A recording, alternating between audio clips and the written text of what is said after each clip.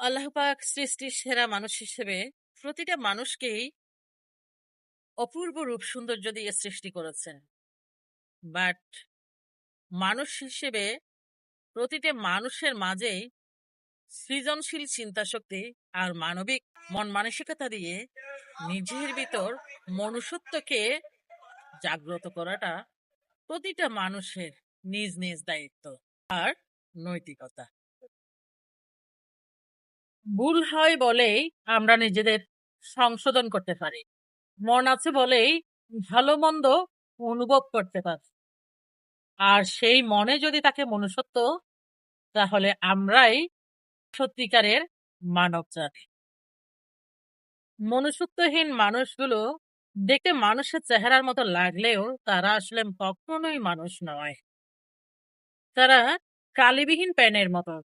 কালিবিহীন কলম যেমন কোনো কাজের না, ঠিক মনুষ্যত্ববিহীন মানুষও তেমনই।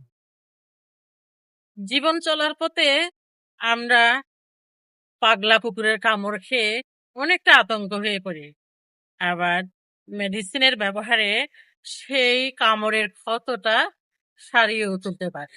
বাট এই পাগলা কুকুরের মতো কিছু মনুষ্যত্বহীন মানুষের আচরণে যখন আমাদের হৃদয় ক্ষত বিক্ষত হয়, সেই ক্ষতগুলো সেরে তোলার কোনো মেডিসিনও আর আবিষ্কৃত হয়নি। আর সেই ক্ষতগুলো কাউকে দেখানোর কোনো উপায় অবশিষ্ট নেই।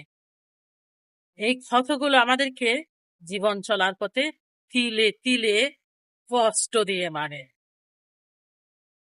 আকাশে চাঁদও আছে, আবার মেঘও আছে। রাতের অন্ধকারে চাঁদ যখন আলো দেয় আর কালো মেঘ এসে তার আলোকে ঢেকে দিয়ে যায়। বাট এতে ভয়ের কিছু নেই। আমাদের মানব সমাজেও ভালো মন্দ উভয় ধরনের মানুষ আছে।